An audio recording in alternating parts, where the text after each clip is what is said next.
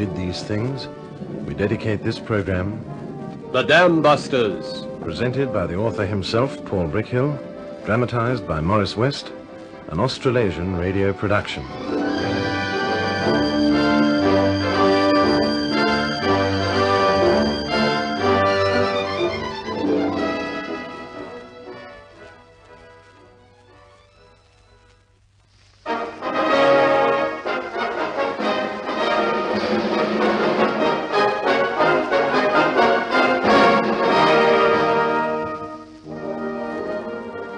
Good evening. This is Paul Brickhill. This story begins in September 1939 in a designer's office at the Vickers Armstrong's aircraft works at Weybridge, near London. There are two men in the room. One is Barnes Wallis, aircraft designer for Vickers. The other is one of his senior colleagues. They are listening on a small portable radio to the voice of Neville Chamberlain, Prime Minister of England.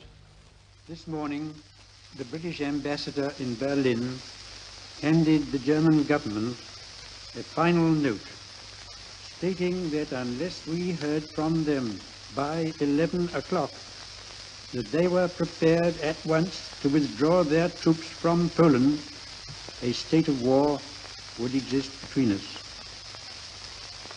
I have to tell you now that no such undertaking has been received, and that consequently this country is at war with Germany. Well, Wallis, that's that. As you say, that's that. Well, I'd better get back to work. Wallis, you're the oddest fellow I've ever known. The lights of Europe have been doused for a second time in a generation. All you can say is, I'd better get back to work. Besides, today's Sunday. By rights, we shouldn't be here at all. All of us better get back to work, or the lights will never shine again. Yes, I see what you mean. What are you working on? Still on this confounded tail plane for the Warwick. It's more tricky than I thought. Still, we'll get it right. Oh, well, I'll see you later. Oh, no, don't go for a minute. There was something I wanted to ask you. What's that? Here, sit down. You like a cigarette? No, thanks. What's on your mind, Wallis? I've been thinking about this war. Thinking about the last one, too. Trying to analyze what are the sources of a nation's power. What, military power? Military power, economic power, political power, it's all one. Armies, air forces, navies are made up of men and machines and weapons. But men have to be fed, machines have to be built and maintained. What gets them built? What feeds them and keeps them going? Well, agriculture for food, coal, oil, steel, water power. Right. And let's take these things one by one. If we can deprive an enemy of oil and coal and power, we strike at his very heart. Well, it's elementary, my dear Wallis. Textbook stuff. And perhaps we should start rereading the textbooks. Look out there. That production line of ours will be working 24 hours a day, turning out Wellington bombers. Well, they're good craft, aren't they? You designed them. It's not the aircraft I'm thinking about. It's the bombs. What are you driving at? Just this. The biggest bomb available in this country today is a 500-pounder. Its filling is amatol, a second-rate explosive, and each 500-pounder carries only 125 pounds of charge. You can do a devil of a lot of damage with 125 pounds of amatol. Could you wreck a coal mine with it? Well, no.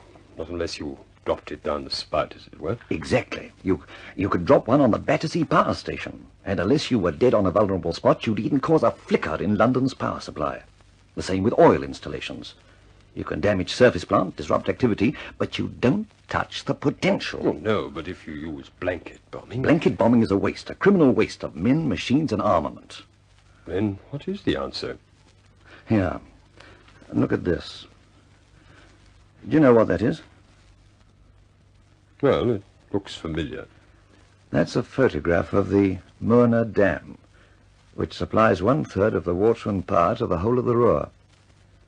Do you know that to make a ton of steel in the Ruhr, you need 8 tons of water?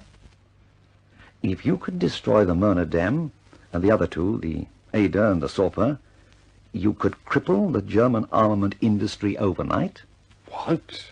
Blow up the Möhne Dam with a bomb? Wallis, you're crazy. You can't mean it.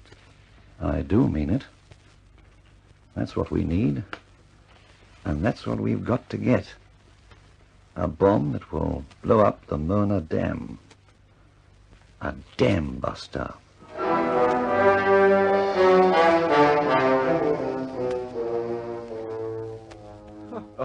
Oh, I say, Charles, come off it. This is the Ministry of Aircraft Production, not the Wavy Navy. We have to work for our money. But I'll tell you what, if you could pick me up at 4:30... Oh, no, it isn't possible, dear boy. I've got somebody coming to see me in a few minutes. Boffin type, you know, name of Chalice or Wallis. No, I don't know. All these inventors look the same, and they're all as mad as hatters. No, that's all right, Charles. See you at 4:30. Goodbye.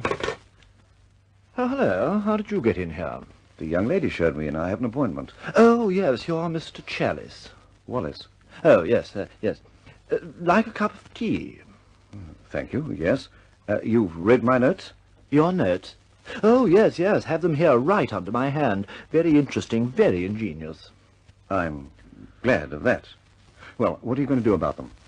Do? I'm afraid we can't do anything. I mean, a Dambuster bomb is all right in theory. If the theory's right, it must work in practice. Yes, I suppose it must. Sugar? 2 lumps or 1? None, thanks. Now, as I pointed out in my notes, the 3 principal problems are the weight of the bomb, the design of the aircraft to carry it, and the problem of aiming the bomb. Aiming it? Oh, yes, of course, very important. Biscuit? No, thank you. What you must understand, my dear fellow... I'm not your dear fellow. I put before you a perfectly logical thesis on the design, construction, and delivery of a 10,000-pound bomb, capable of breaching 3 of the principal dams in Germany, and you offer me tea and biscuits. What you must understand, Mr. Wallis, is that there are channels, methods of approach. And besides, if I'd known you didn't like tea... To the devil with your tea, sir, and your biscuits, too. Give me my notes. See if I can find someone who doesn't talk like a congenital idiot. Good day, sir.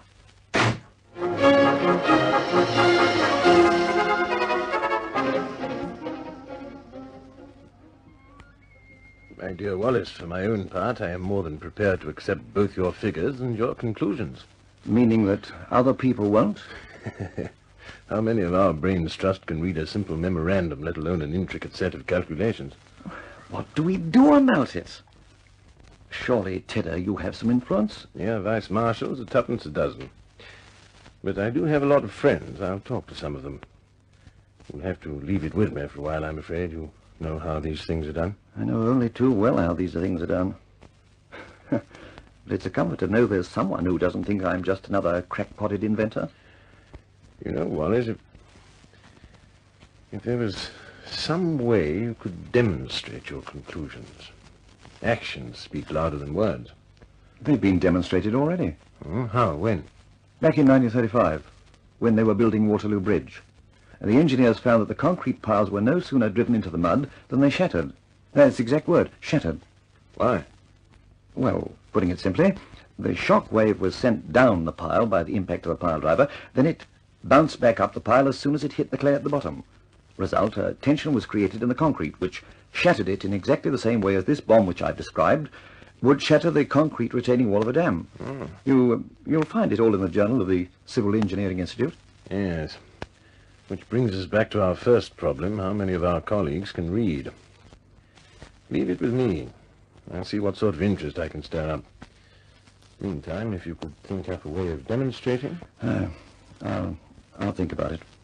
Thanks, Tedder.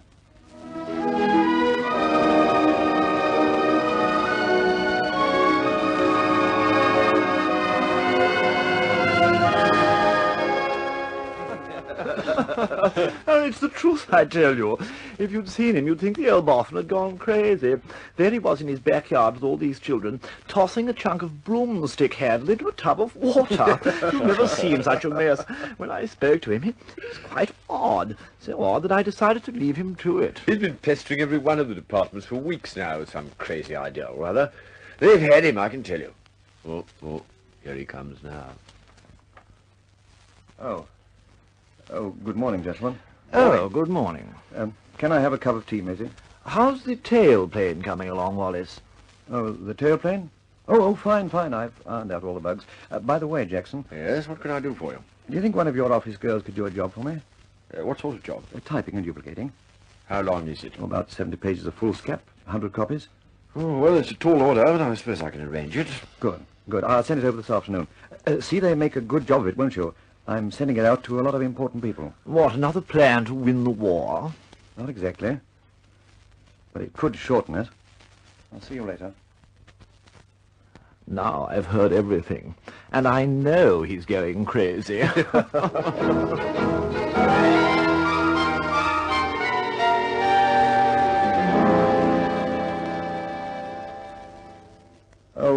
Oh, my dear. What is it, darling? Have you seen that projectile of mine, the one I was using in the garden last Saturday? Oh, you mean that piece of broomstick? What? I'm sorry I threw it out. Did it mean something? Oh, dear. It was quite a nuisance. Should have to carve another one. I'm sorry, dear. I didn't realize. I thought it was... Who could be calling at this hour? On Saturday morning, too. I shan't be a moment, dear. Excuse me, ma'am. Is Mr. Barnes Wallis at home, please? Yes. Won't you come in? Who is that? A gentleman to see you, Barnes, dear. Oh, I wasn't expecting visitors. Oh. Mr. Wallis? That's right. My name's Jenner, sir. A special branch, Scotland Yard. Do you think I could see you for a few minutes? Alone? Oh, yes, certainly. Excuse us, my dear. I'll be in the kitchen. Now, Mr. Jenner, what can I do for you? A gentleman in the Department of Aircraft Production received this document in the mail. Do you recognize it? Yes, I do. I wrote it and posted it myself. Oh, I see, sir. Is there anything wrong in that? Yes, sir, I'm afraid there is. Well, then, what's wrong? I'm sorry, sir, but I must ask you to come with me to Scotland Yard.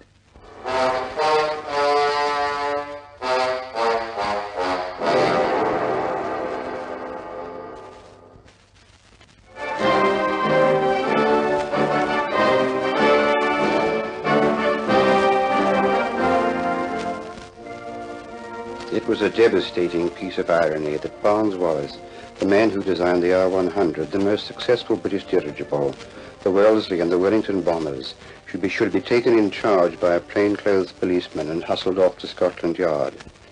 But Barnes Wallis was a man untouched by irony, and he sat through the long drive and the longer minutes of waiting with an air of faint puzzlement, which deepened when he was ushered into a drab room and closely questioned by a deputy commissioner.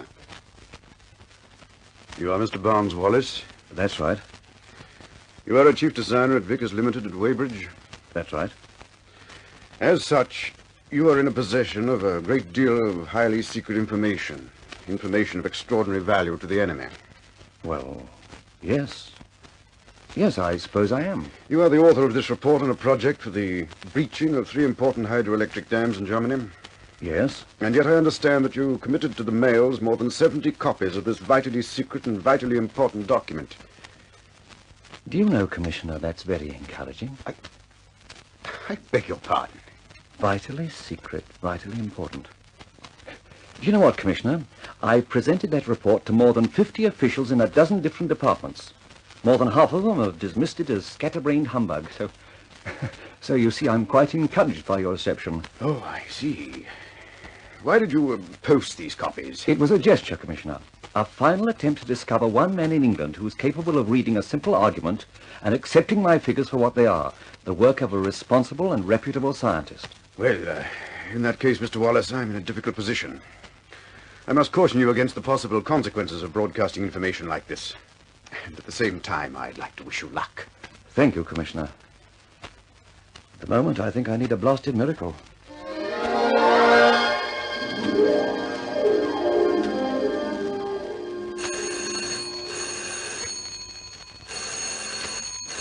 Oh, confound it. Wallis here. Don't you know that I've repeatedly given orders that no phone calls are to be put through to me I'm between... sorry, sir, but it's Lord Beaverbrook. What's that you said? Lord Beaverbrook, sir. Shall I put him through? Yes, yes, of course, girl. Lord Beaverbrook is waiting, sir. Hello? This is Barnes Wallis. Oh, Wallace, this is Beaverbrook. How long will it take you to get up to London? When, sir? Tomorrow? Oh, confound it, today. Oh, well, sir, allowing for hold-up, say 2 hours? Make it an hour and a half. I'll be expecting you. Goodbye. Goodbye. Goodbye, sir. Beaverbrook. Beaverbrook. Now we are really getting somewhere.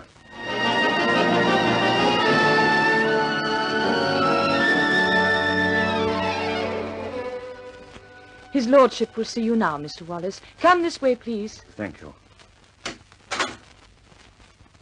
It's very good of you to see me, sir. Well, sit down, man, sit down. I've brought some notes, sir. Notes? Notes? I don't know anything about notes. I want to know how quickly you can leave for America. I don't understand, sir. America? I thought you wanted to see me... I want to see you about an immediate flight to America. The purpose of your visit will be to investigate the work being done on the use of pressurized cabins for high-flying aircraft. I understand the Americans have made great strides. There's no need to go to America for that, sir. What's that you say? What do you mean, no need to go to America? I'm telling you I'm telling you, sir, that we have here in England all the data on the construction and use of pressurized aircraft, and that in all respects we're keeping pace with the Americans, if we're not actually ahead of them. I can give you all the information you want in 24 hours. Oh, well, thank God for a man who knows his business. I'll hold you to that, Wallace. I want all the information on my desk in 24 hours. You'll have it, sir. Good. Now, you wanted to see me about something. You'll have to make it brief.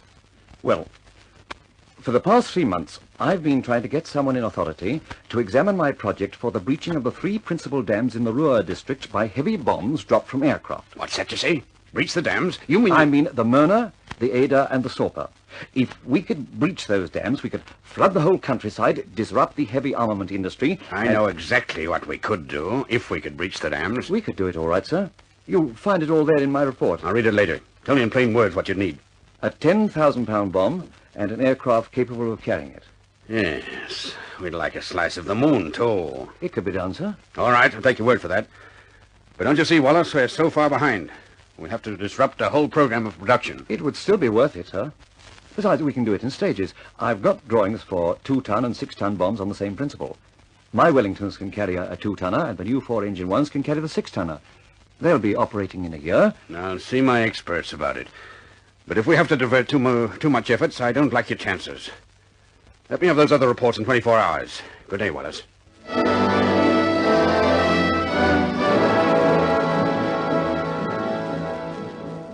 Hello, George. Wallace here. I want your boys to get some information for me.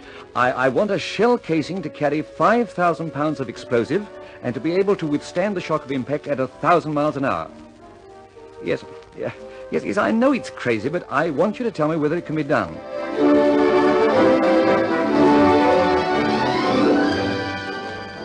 Hello? Andy? It's Wallace here. I want some figures on bomb aiming. Is it possible for a bomb aimer to pick up a small target from 40,000 feet? What's the minimum size for visibility at that height? What allowances must be made for wind deflection? Yes. Yes, I know it's pinpointing, but you're working on it. And I'd like the latest information you've got as quickly as possible.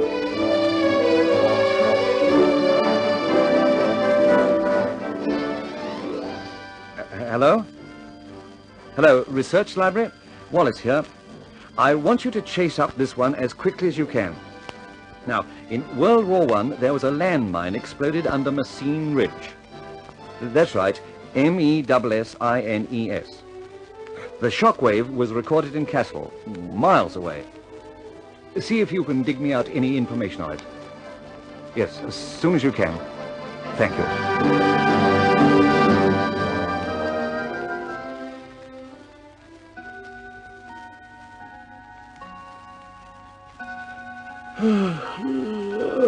It's 11 o'clock, darling.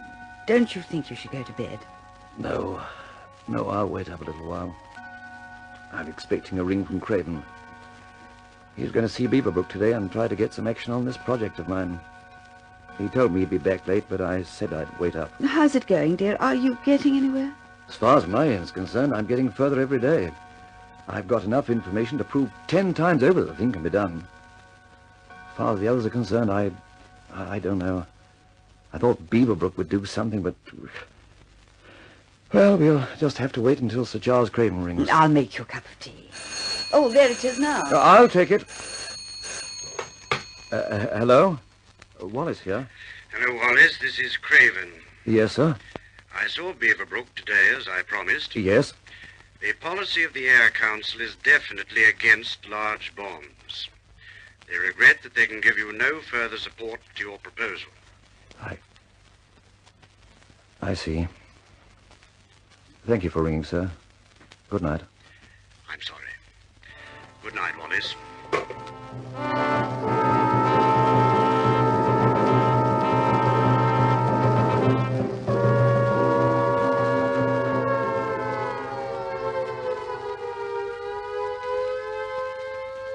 Attention all personnel, attention all personnel. A large force of enemy bombers is approaching Weybridge. It is believed that their target is this factory. Switch off all power supplies and proceed to shelters immediately. Attention all personnel, switch off all power supplies and proceed to shelters immediately. Fire wardens take up their posts, fire wardens take up their posts.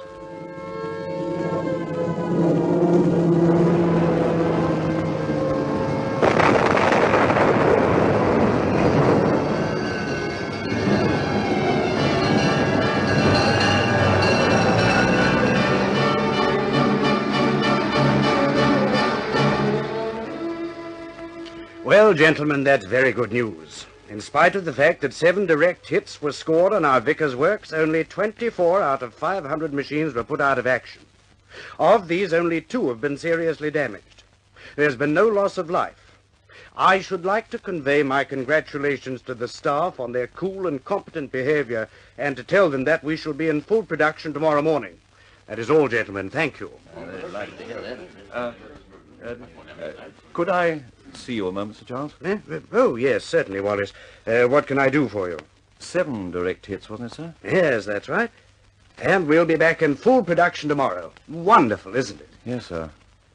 7 250-pound bombs, and we haven't even fought it in our stride. Jerry'll never knock us out of the war at that rate. No, sir. We won't knock him out either. What's that you say? I see. You're a stubborn devil, aren't you, Wallis? Am I, sir? Well, I'd better be getting back to work.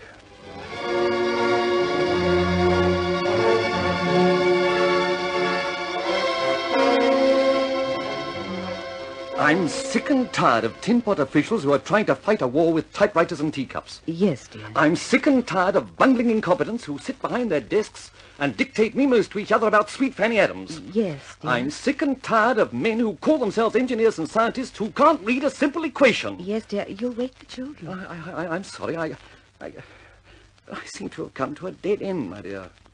I've done everything possible to demonstrate the project theoretically, but I can't get anyone interested enough to make even a few practical experiments. Well, dear, I suppose they're frightened of the money involved. Money? Money? If you could see the criminal waste of public money... Oh, dear. Let's have a cup of tea and go to bed. Yes, dear. Oh, I'm sorry, I almost forgot. Somebody rang for you just before dinner. He left a number and asked you to ring back. Oh? What was his name? Summerley. No, Winterbottom. Group Captain Winterbottom. It's a city number. Oh, there's not much point in ringing back now. Everybody still goes home at 5 o'clock in the city, in spite of the fact that there's a war on. Oh, I don't think so, dear. This gentleman said he'd be in all the evening. Oh. That's a change, anyway. I'll ring him back while you're making the tea. The number's on the pad. Yeah, I've got it.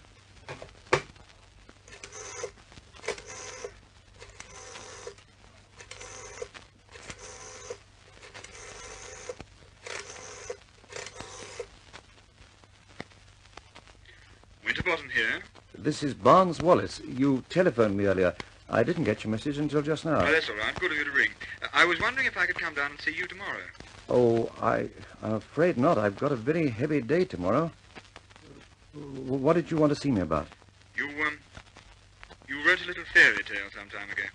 I did? Yes, I've got a copy of it on my desk. We're interested. Who's we? Do you know Tizard? Tizard? Aircraft Production? That's right. I work for him. Oh, then come on down, my dear fellow. Come on down. I'll keep the whole day for you.